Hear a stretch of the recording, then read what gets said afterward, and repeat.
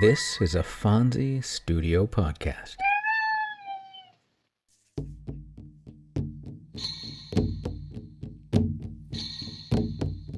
Welcome to Tales from the First Nations.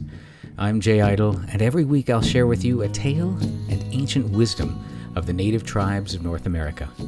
I'll be joined by my cats, Dawa and Fonzie, who will undoubtedly make their presence known at some point, so I might as well just list them as co-host.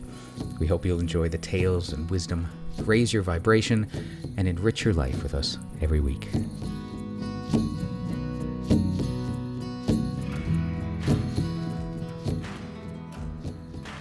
Welcome, friends. Welcome to the 25th episode of Tales from the First Nations.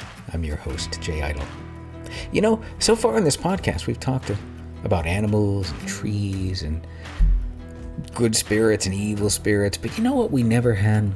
Good old-fashioned love story. Aw, that's what we need. Some romance. Yeah, so that's what we're going to do today. We're going to remedy that. Put a little love in your heart.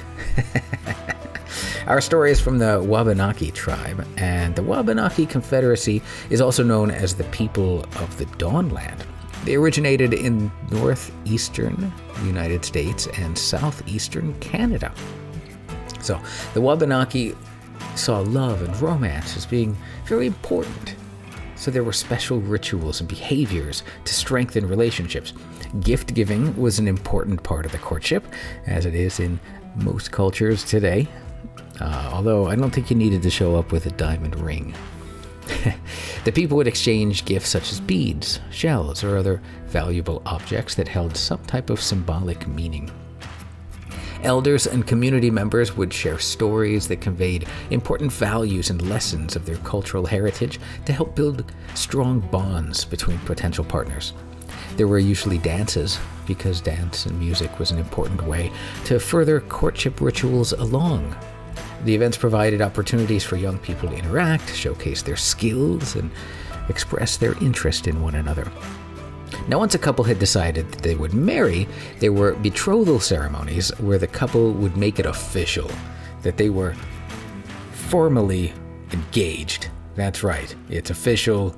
And then in this ritual where they made it official, that would involve the exchange of symbolic items and blessings from elders. Wedding ceremonies often included traditional rituals, prayers, and the exchange of vows. The couple would be blessed by elders and community members, and the ceremony would be followed by a celebration with feasting and dancing. Items like wampum belts, which were made from shell beads, they would be used to symbolize agreements, commitments, and the union of the couple.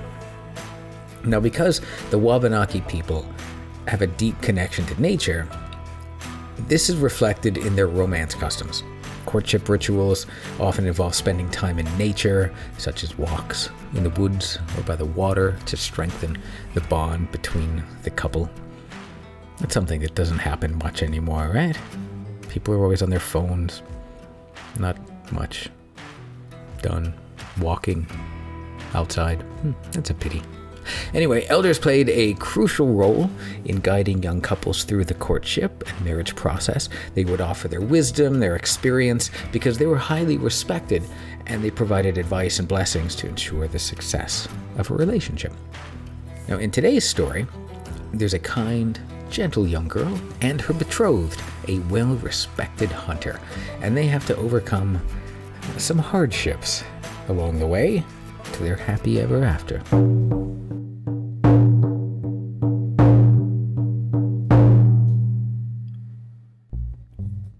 Long ago, in a village beside a river, there lived a beautiful girl whom many a young man wished to marry. But she smiled on all alike and encouraged no one. Her name was Blue Flower. Among her admirers was a young man who was especially skilled in hunting. For many moons he looked upon the girl with longing, but without any hope that he could win her favor. At last, one autumn, she gave him a reason to have hope, and so he dared to consult the old woman of the village who carried proposals of marriage. He wanted to know his chances before he departed on the winter's hunt. To the young man's great joy, the marriage maker brought back a favorable reply from both the girl and her father. The message made him determined even more to win her over and become a great hunter to make her proud. He wanted to prove to the girl's father that he was indeed worthy of so beautiful a daughter. "Will you wait for me until I return from the winter's hunt?" he asked her. The girl gave her consent to his plan and her promise to remain true to him, whatever happened. She added the promise, "If you do not return, I will remain a maiden all my life. I will never marry any other man." So the young man completed his plans to join the others of the village on the long winter's hunt. On the evening before their departure, he and the girl had a final canoe ride on the river. Then he sang his farewell in his love song of his people. "Often on a lonely day, my love, you look on the beautiful river and down the shining stream. When last I looked upon you, how beautiful was the stream, how beautiful was the moon, and how happy were we.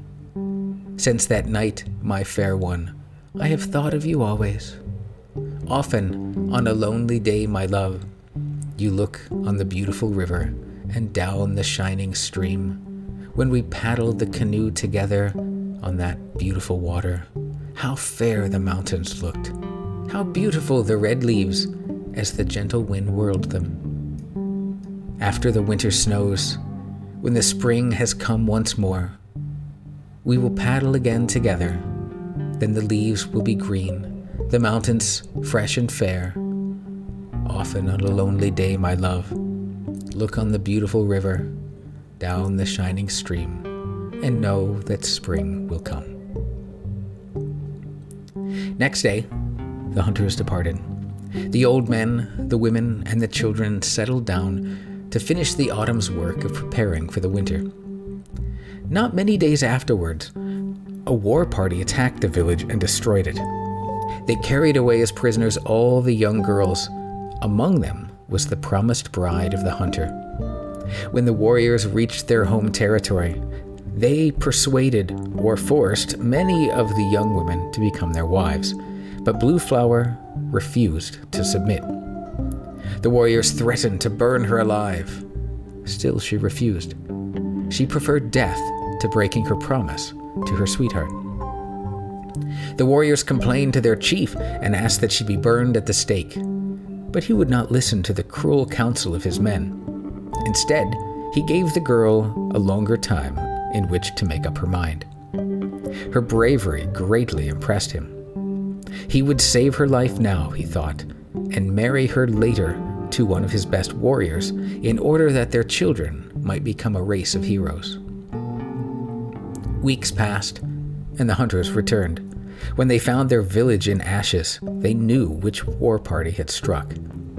The young hunter, singing his vengeance song, gathered a host of warriors and started northward. They surprised the largest village of their enemy, killed many people, and took others as prisoners. When the fighting was over, the victors and their friends who had been held captive by the enemy were reunited. There was great rejoicing. Perhaps happiest of all were the young hunter warrior and Blue Flower, who had remained true to him in spite of threats and promises. The young man, still thirsting for revenge, wanted to torture and burn the enemy that had been taken prisoners, but his sweetheart stopped him. She reminded him that they had not treated her cruelly. She was a gentle and peace-loving girl, as well as a loyal sweetheart. In a short time, she became a loyal wife.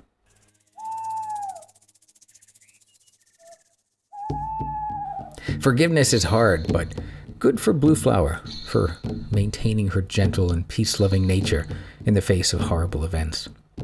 May we all be able to find that within ourselves and find someone like her to share our lives with. I thank you for sharing part of your lives with me on my journey and on this podcast. I wish you well and look forward to sharing another story with you next week. Go in peace, return in peace, and may you be well. Our main story today comes from nativelanguages.org. For more great stories and legends, check out the Jaguar Bird channel on YouTube.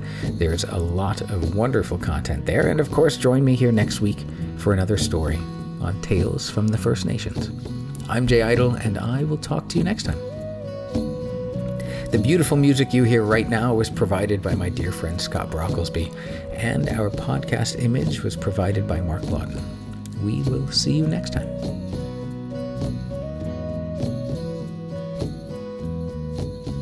All right, that's it. How'd we do, Dawa? Phones? Excellent. Then I'll share it.